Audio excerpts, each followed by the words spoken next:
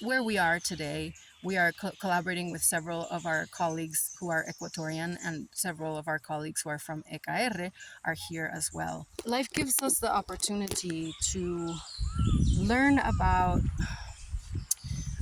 conscious living and dying on a regular basis.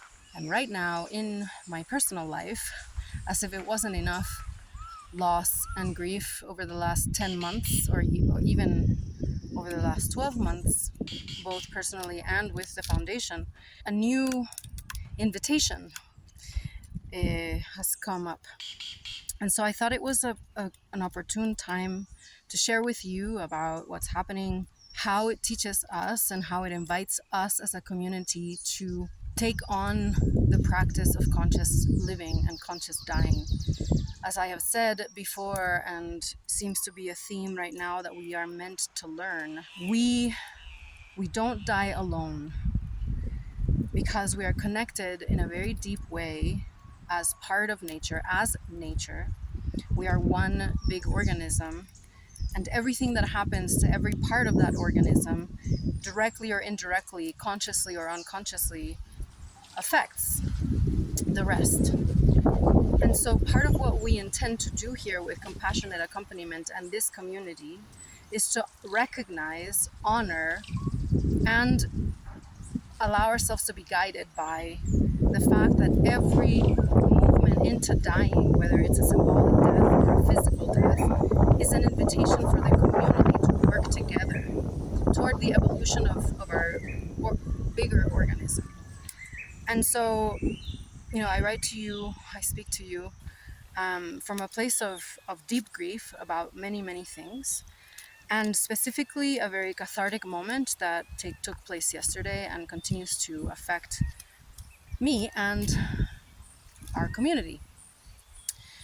So we have been working arduously here for many different purposes, both ones that will benefit us directly and ones that will benefit our communities in Latin America, or Latin Americans globally, and connecting with and revealing and discovering the depth and breadth of this community. And yesterday was a day of rest, Saturday, and we had this plan of going to have this special experience of something that is here in Ilalo, this volcano. And we were invited to have a lunch inside a cave that is meant to be a sensorial experience, where you walk down these darkened tunnel pathways into a completely dark space, where we are asked to leave all of our belongings in a locker and then move into this complete dark womb space in the earth, guided by blind servers who will be holding the experience of receiving nourishment without the sense of sight. Yesterday, and for several days before, I was feeling a very strong sensation of a deep transformation that was taking place, and I wasn't exactly sure what it was, as often this is formless before it takes form. And if we practice all of these ways of becoming more sensitive and exercising our perception, we are able to tune into and connect with these shifts that are happening collectively, or that are happening near us but that we're not aware of, and that are imperceptible to the average senses. So it's interesting, all of these things. If you can notice the symbolism in this entire experience that I'm sharing with you, we were understanding that something was dying or beginning to die, that death was making itself known to us. And yesterday, as I was walking down those pathways into this darkened space, I felt a very strong no, which I decided to say, it's not for me today. I felt it all morning. And then we sat upstairs. There was a lot of strong winds outside. We sat outside and just surrounded by volcanoes, and felt very powerful. And I had my phone with me, which I wasn't checking, but I felt strongly to check it. And at that moment that I picked up my phone, I received a message from my mother that cryptic and symbolic and powerful as it was, clearly said to me that something was not right with her brain. So I said, I think my mother's having a stroke. Two of the people I trust the most um, in their work and intuition and in just their quality of person, to be the ones who were able to be there for my mother. So they were able to get to my mom in 20 minutes and find that effectively there was some signs of something that was not right. And they were able to take her to the hospital and start all of that process at the same time that our colleagues were coming out of the cave and found me having a very cathartic moment of an explosion of all of the grief that I have been holding since last year. So for a year, all sort of brought in and welcomed through the potential loss of my own mother. There's so many synchronicities, I can't even tell you all of them, but I understood that there was something of learning for all of us, which is why I want to share this with you, because here I was in Quito with the people I trust the most, the people who have held our community and we have held each other unconditionally for many years before even the foundation started. Some are newer, some have been with me for a long time, and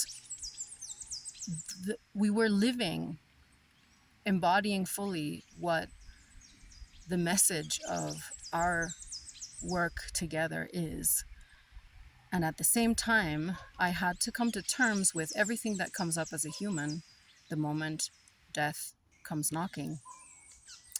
Whether this is a warning, whether this is an invitation, whether this is an initiation, it is all of them.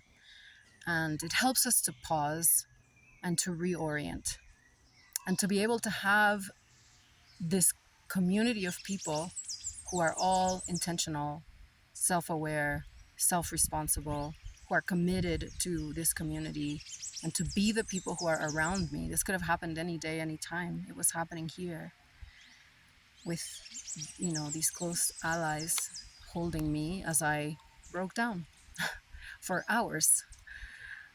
Everything came up. I gave words to as much as I could because I knew that my colleagues and my community would find something there for them to do work about. At the same time that I had to trust that the trajectory of a life ends up where it ends up, and the way that death shows up and takes shape is part of what that is. We're all going to die because we were born. The way that death takes form is unique to each person. It was necessary for me to be able to move through all of the guilt, all of the shame, all of the regret, all of the questioning, all of the doubt, all of the fear, all of the insecurity. I had to move through all of the tears, all of the shaking of my body uncontrollably, all of the hyperventilating, all of the dizziness, all of the diarrhea. I had to move through all of that, and I was held through all of it. At the same time that I could breathe a little better because my mother was in the hands and the hearts of my colleagues whom I trust as I do if it was me. I had to come to terms and understand that I wasn't meant to be there, that for whatever reason, they were the only two who were not able to come over here. They had to be there. And they both said that to me.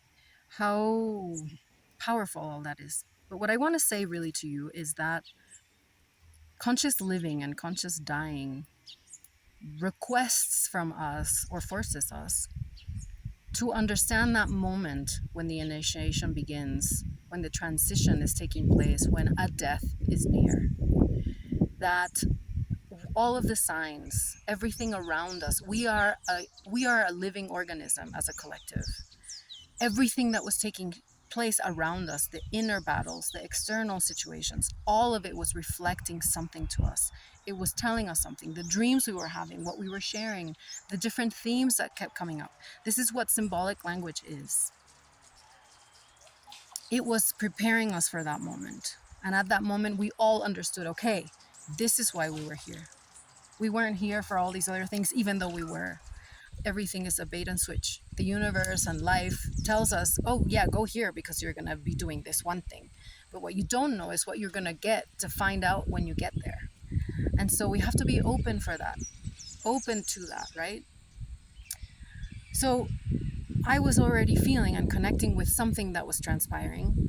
I had conversations with my colleagues over the days about my sensation about my mother being the age that she is and the condition that she is and where she is in her life and what is coming up in our work together and evolutionary speaking, um, that I had this feeling that something was ending and something else was beginning.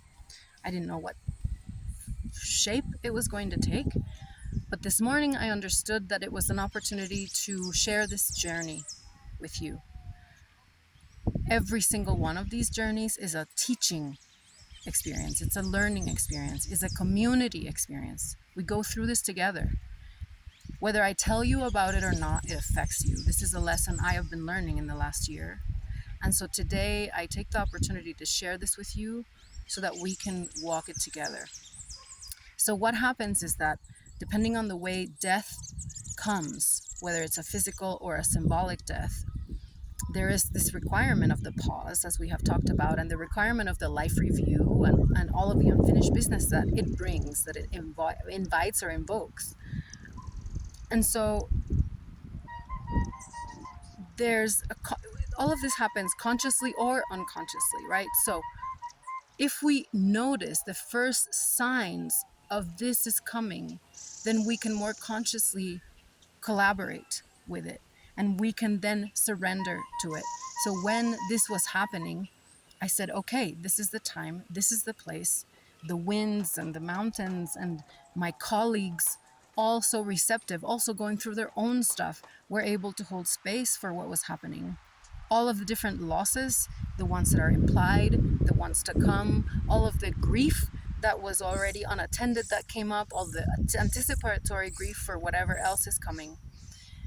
When we do this in community, each individual process supports the transitional time for whomever is close to whatever kind of death. There's a lot that needs to die right now. And when someone in our community is actually coming closer to their time of death, that means that they are doing us the greatest offering of their life so that we can continue to do the work that is left. So we have to tune into that. So the invitation here is, let's journey together. This is what's happening. My mother is in the hospital. And when somebody is nearing their dying, which could be 10 minutes from now, 10 hours from now, 10 days from now, 10 months from now, 10 years from now, there is that initial moment or those initial moments that say, hey, it's coming. Willie told us that